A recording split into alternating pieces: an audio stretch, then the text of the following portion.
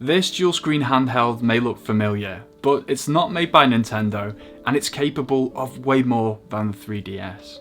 It's the AYN Thor, and for the past week or so, it's been pretty much everywhere with me. That's not long enough for a full-blown review, but I've already got a sense that this could be the best EDC device ever created. So let's talk about it. Honestly, I kind of missed the DS and 3DS era, even though everyone else in my family, including my parents, had a DS Lite. There's something about that which speaks to how universal this form factor really is, and that is immediately apparent when you pick up the AYN Thor for the first time. This particular version is the Pro model with 12GB of RAM and 256GB of storage. There's also a base model which is slightly less expensive than this one, as well as a max version which comes in with 16GB of RAM and a terabyte of storage. Running Android 13 on the Snapdragon 8 Gen 2, it can play all the way up to some Steam games, which is pretty incredible. That combination of the Android ecosystem with these dual screens makes it an incredibly flexible device. And even though it can run all the way up to Steam games, it doesn't have to compete with the Steam Deck to find its way into your life. That's because the AYN Thor is so much more portable than a handheld PC could ever dream of being. The clamshell design is tailor-made for an everyday carry experience. It weighs in at 380 grams, and if you compare it to a DS Lite, it's actually not that much bigger. In fact, in terms of thickness, pretty much the same. So you can see how faithfully AYN have developed this handheld in the spirit of the original DS's. If you're going to be critical, you could say that these squarish edges are a little bit uncomfortable over a long period. But if you're just playing this in short, sharp bursts on the train or in a cafe, then it's really fine. And it does also mean you have these two lanyard slots in case you want to tie it around your wrist. In an unpredictable environment, it's worth saying just how well built this machine really is. The plastic feels incredibly premium. The hinge fixes into 3 positions like on the original DS, but it feels very sturdy. We'll have to see how it holds up over time. But nothing about this device suggests that it's going to be susceptible to too much wear and tear. I've got some little scratches on the base because it is a clamshell and you'll find yourself putting it down in cafes on a table, things like that, and that's when it is probably going to pick up some minor scratches on the bottom. Maybe it would have been nice to have some kind of like little feet which would raise it from the surface, but again, you don't want to sacrifice that portability because this is kind of like the perfect device to just slip in your pocket. And the great thing about clamshells is that you don't feel compelled to buy a case to add bulk and weight to the device. You can simply close up that hinge and you're protecting the 2 displays inside.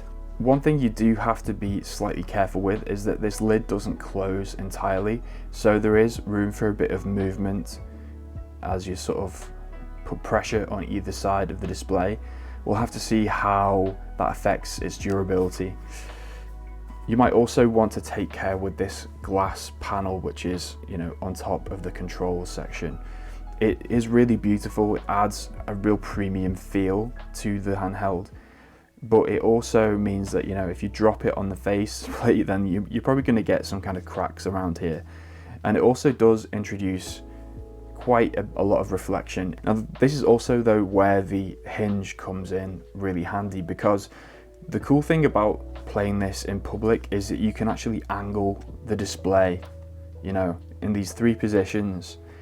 And not only does that mean that you can actually get a bit of privacy if people are sat opposite you and you don't want them to watch what you're doing on the device, you can angle it up, but you can also angle it away from bright light sources and sort of mitigate the fact that this is quite a reflective handheld. This is just one reason why it's so great that these displays are both OLEDs.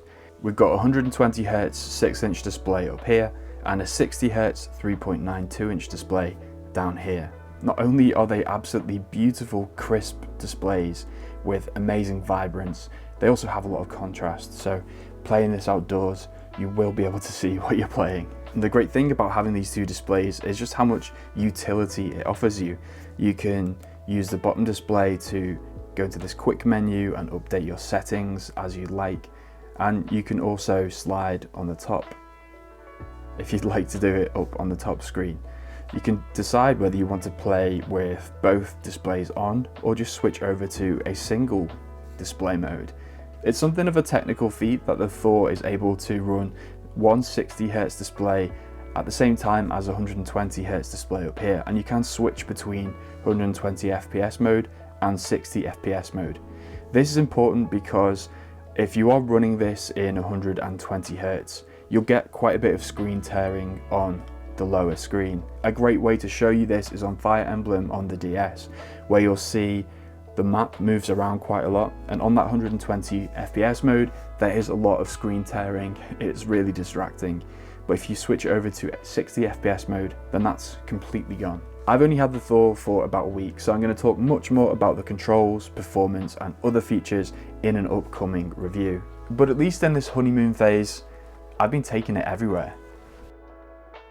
In bed, in cafes, on the bus, I can even take it with me in the car and bash out a quick game of Tony Hawk's Pro Skater 2 while I'm waiting to pick my wife up. Because it does just look like a Nintendo DS, it doesn't draw too much attention, especially when you've got that screen angled away from prying eyes. It has a 6000 mAh battery, so it's got 6 to 8 hours of playing time on medium settings. And even when you do bump up the fan to max settings, it's not particularly loud, so you're not disturbing people around you either. For the most part, I have been playing Nintendo DS at 4x resolution using Melon DS. It takes a bit of tinkering to set up, but once you do have it, these games look so beautiful on those OLED displays. The 3DS is potentially even more stunning on Azahar, and revisiting Pokemon Y, having played Legends ZA on the Switch, it arguably looks just as good as the Switch does today. I think because the AYN Thor is so geared around that pick up and play experience though,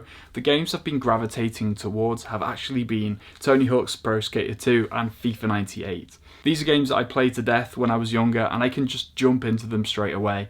But playing them here with the widescreen cheats on medium settings runs perfectly, and it's adding a new dimension to those old games. I've also got some low TDP Steam games running here via GameHub. I'm really hoping that someone will find a way to use the lower screen as a trackpad so I can play games like Twilight Struggle without struggling myself to operate the cursor. Games like Dredge or Hollow Knight will be a superb experience though on this handheld. I will say at this early stage, I'm kind of regretting not getting the Max model because I've managed to get games like Yakuza 2 Kiwami and Valkyria Chronicles running via Steam. The Pro model does manage to run those games at 100% CPU usage, but it gets pretty hot and usually crashes out after like 5 minutes. I do wonder if the 16GB model may have been able to handle these games a little bit better. You might think it defeats the object of getting a dual screen handheld to just play single screen games, but actually that second screen comes in so handy for a variety of tasks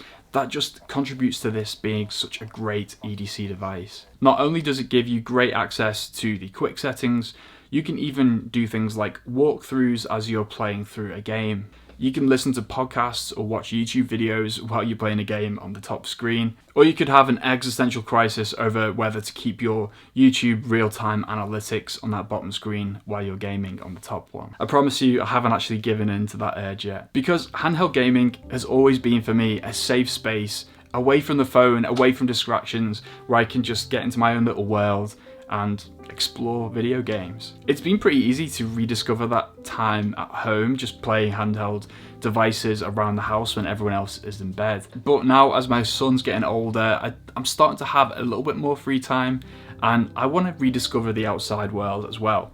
But now I can just take my games with me on a pretty awesome Android handheld. This thing is also a tinkerer's paradise.